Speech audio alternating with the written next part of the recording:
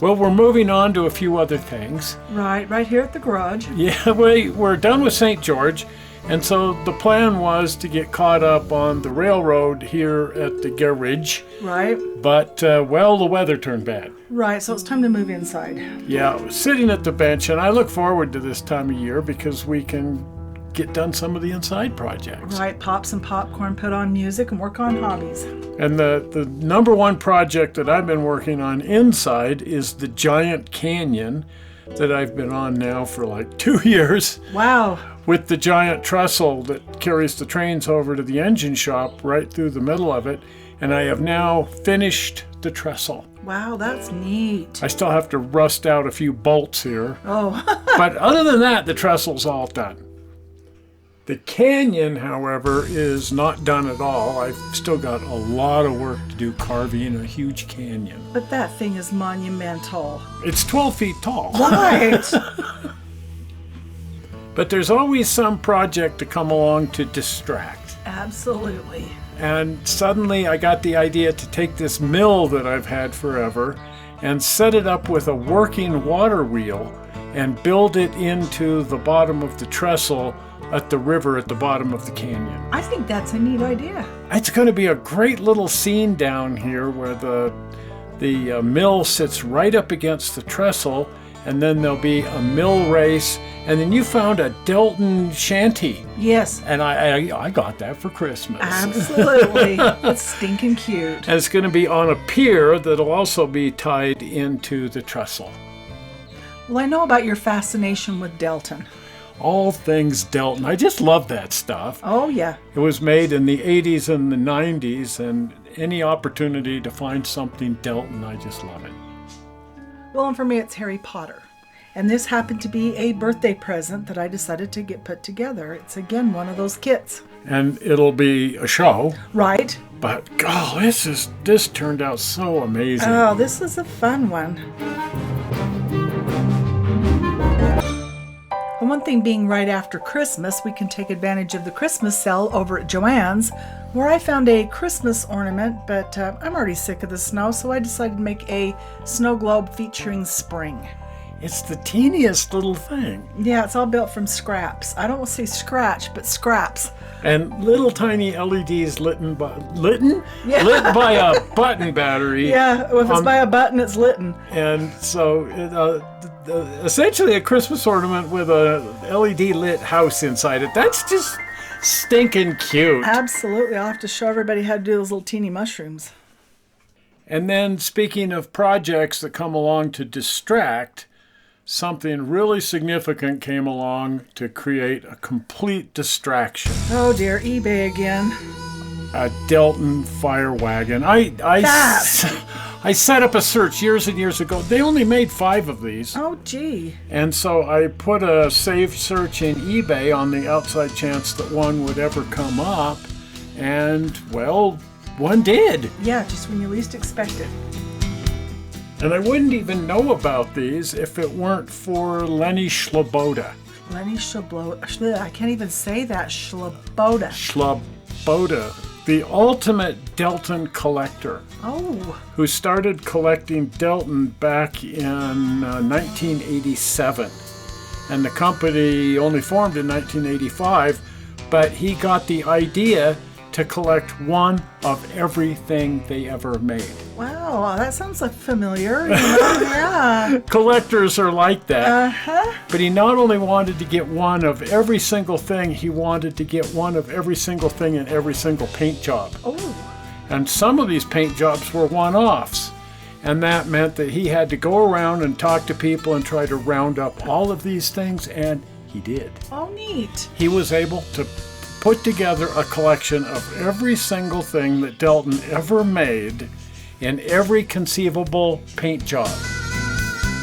And he wrote 2 books on the subject. This one is The History of Delton, the complete legacy of Delton Locomotive Works, talking about how the company was formed and all the different things that they made. And he printed 200 of them.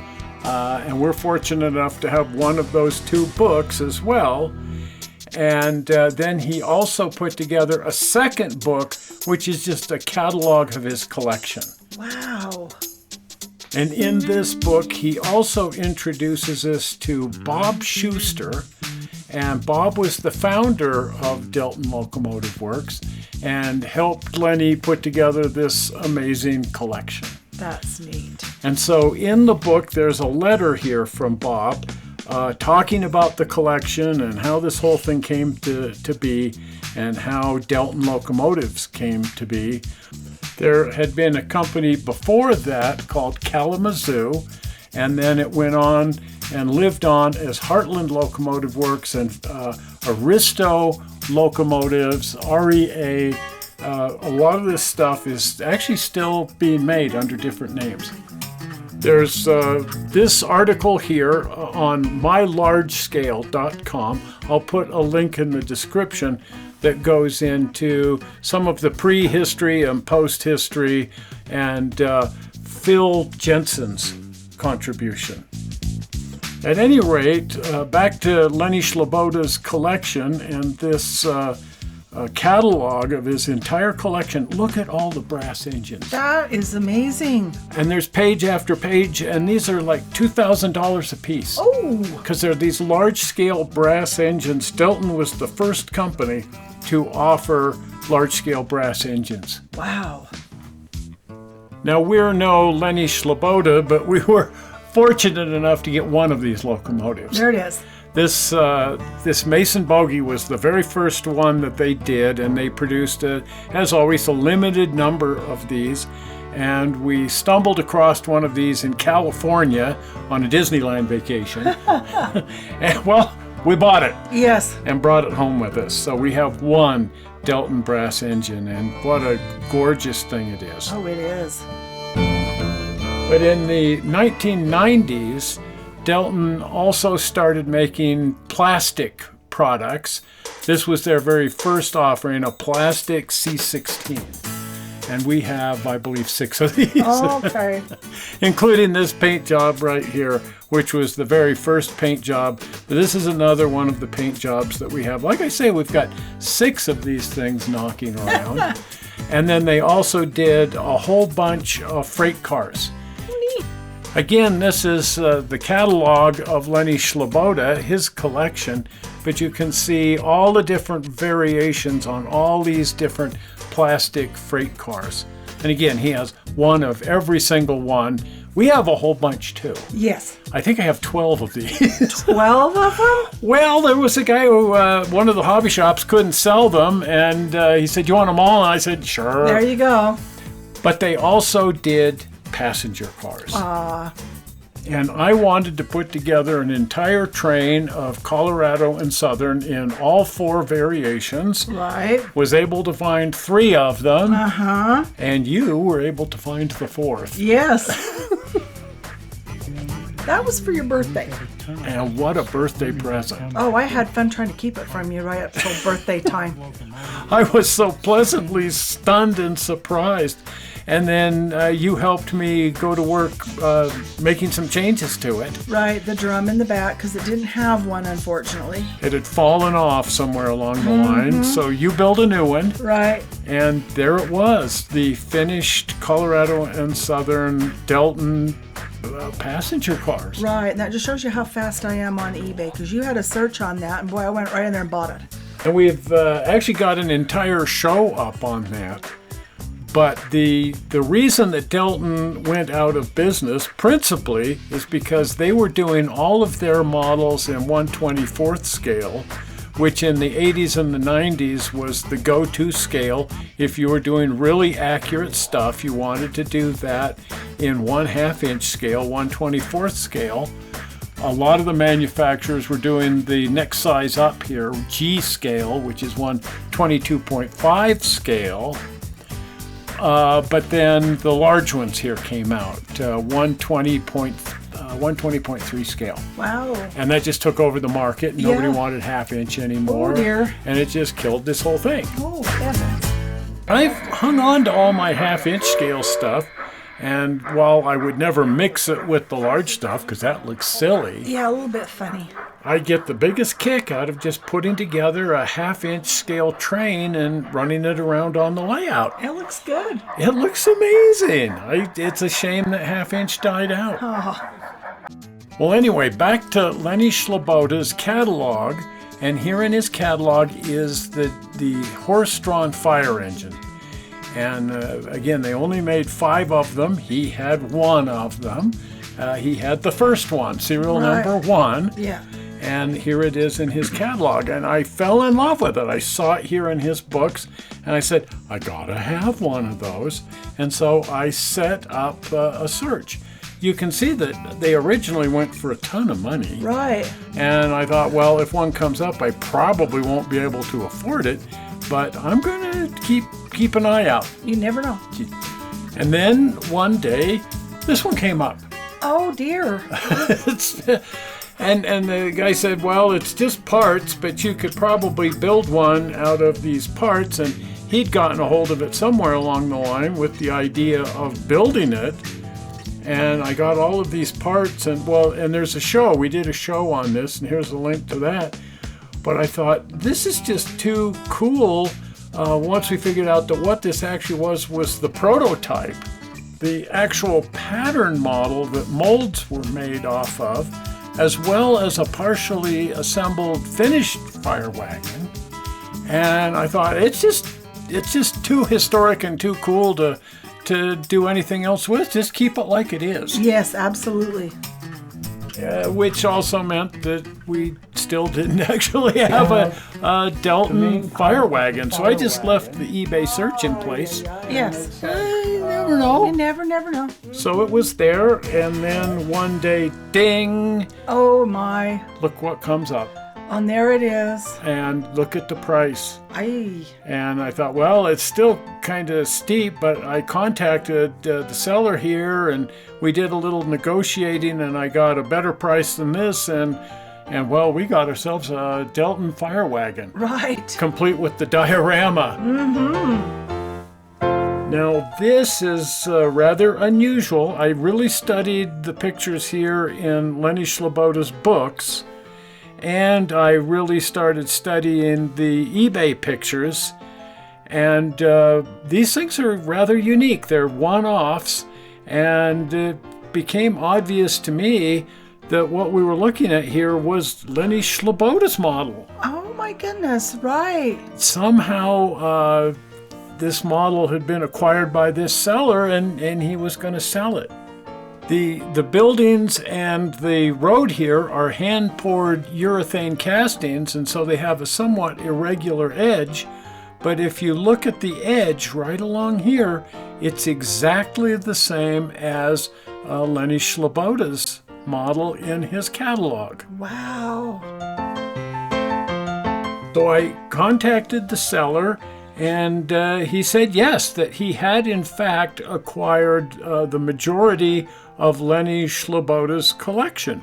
I'm not sure how that came to be, but he had the lion's share of the collection, and in fact he was listing all of it on eBay. This is about half of the locomotives, and then he's also got them on here individually. Right. So you can either buy the whole thing for $78,000 Oh, boy. or dive in here and buy them one at a time. You know, I think the one that we've got is probably all we'll ever need. Oh, probably. And drop in $78,000 more on No, I want my caboose more than that. But it's interesting to know that Lenny Sloboda's entire collection is out there. It's out there. Yeah, it's out there all right, but yeah.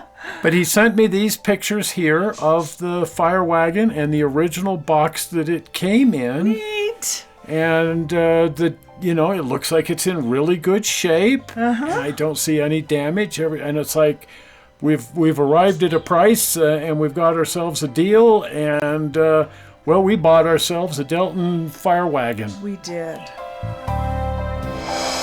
And it was very exciting. Here it comes. Oh, there it is. And so it's a box in a box. The original box has been packaged inside this box.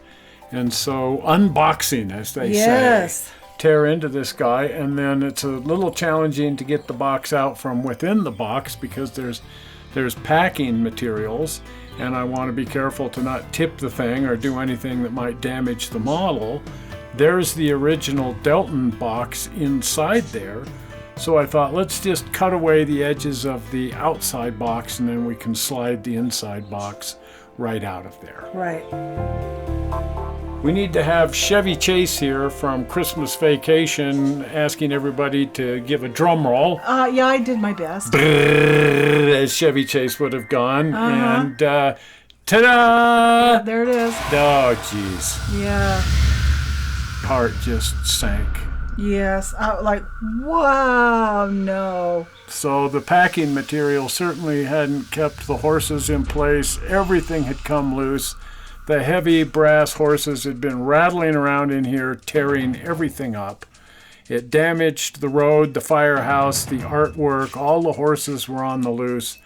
The reins and harnesses and rigging were all just completely destroyed. I looked at that and I thought, where do you even start? And I contacted the seller and never heard anything back. And it's like, well, I could demand money back or turn it in on eBay as a claim, but I've been looking for one of these things for years. Right. And we have some skills. Sure. I say, let's put this thing back together. I think we can.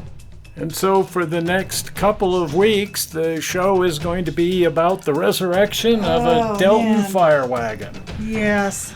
And the first thing I had to do was just make sure the pieces were all here. Right. And they were, but a lot of them were broken. Mm-hmm. And just start taking everything apart, start inventorying everything, and seeing what we're actually up against. This was kind of interesting. Once I got everything off the base had 2 complete sets of holes drilled in it. Goodness.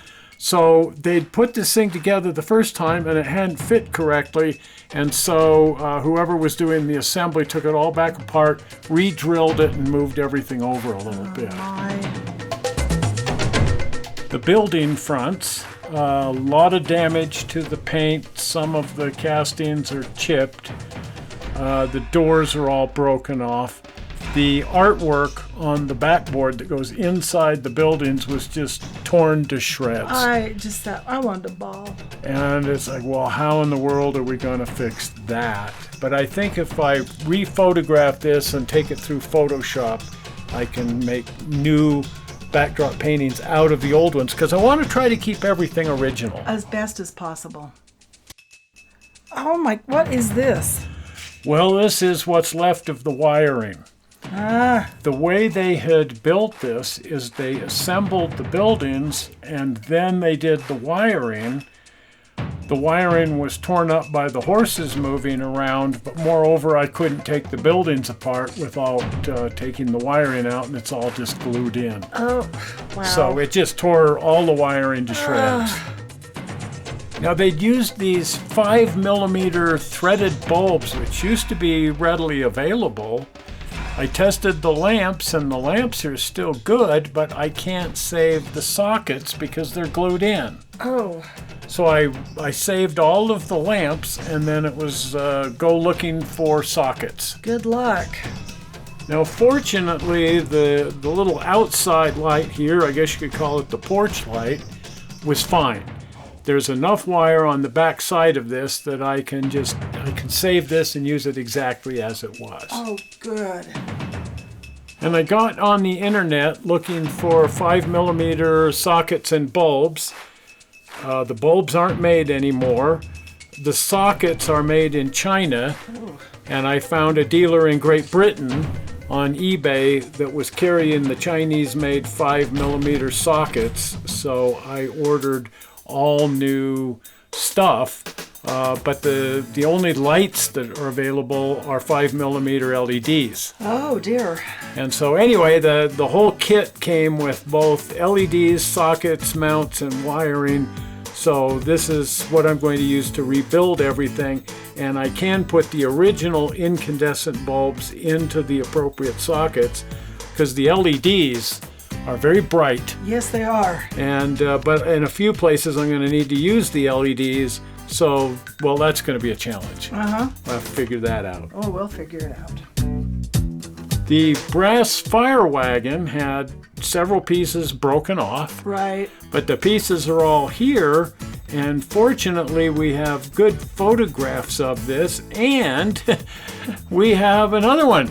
We sure do. So I was able to compare the partially finished one that we got a couple years ago off of eBay to this one, and figure out where all of the missing parts solder on here, right. And then solder everything back in place. Yes. And this, I think, represents the biggest challenge. Oh, I just pale when I see that. The horses are fine, but the reins and rigging and everything has just been torn to shreds. And so I was using the original, this is the eBay picture that he sent me of what it looked like before it was damaged. And from this, I was going to have to figure out how to rebuild all of the harnesses and reins and put all of that back together. Now, some part of this I think is sort of fun is figuring out how this whole thing went together originally. Oh, yes. And doing some historic research onto fire wagons and horse collars and horse rigging and how all of this worked back when these were actual fire apparatus. And so the research part of this was actually pretty fun. Yes, that is. That's a neat trolley in the background. It gives a historic reference, I think. Oh, absolutely. And I love riding on a trolley. We've had a lot of fun doing that. Right.